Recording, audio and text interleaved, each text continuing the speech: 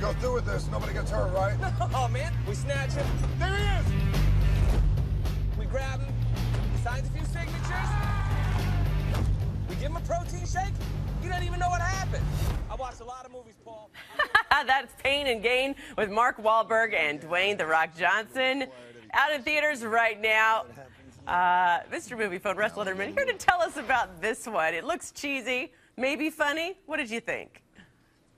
Cheesy, a little bit funny, kind of all of those things. The thing to keep in mind most here is this is directed by Michael Bay. So the guy who did Bad Boys, Armageddon, sort of all of those movies is behind this. Now, this is a movie really about three lunkheads, a couple personal trainers, an ex-con, who decide to kidnap one of the rich clients, steal all his money while they're holding him captive. You got a good cast here. You got Wahlberg there. You got The Rock, Tony Shalhoub. Here's the thing. It's a Michael Bay movie.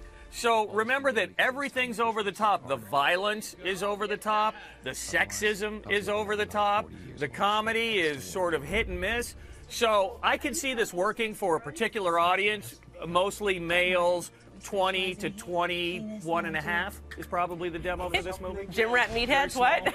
I'm kidding. Yeah, I didn't say it. That's you. Send your letters to, Headline News. But it is, it's a Michael Bay movie. I think some people are going to have fun with it. I think for the majority of moviegoers, it's probably more pain than gain. Okay, all right. Well, I think I would find it funny, but I'm a former gym rat. I'll get back after the baby weight. Yeah, okay. Kind of crazy. Okay, what about the big wedding with Robert De Niro and Diane Keaton? Was that one good? What's it about?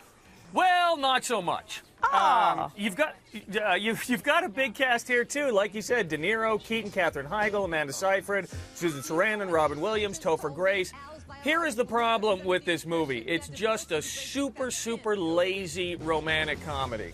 I think that romantic comedies, I think it's the place where good actors go to die.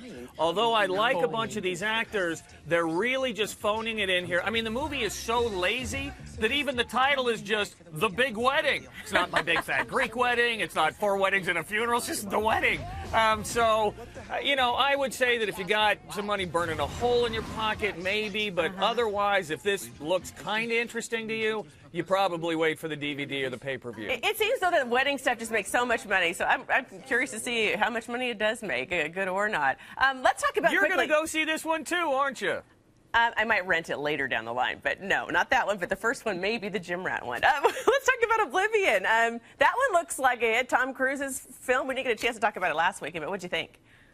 Yeah, I think it's doing very well at the box office. I thought Tom Cruise did a great job. This is a big sci-fi adventure about a guy who's left on planet Earth to try to harvest resources and sort of protect these machines that are sucking up the water out of the ocean.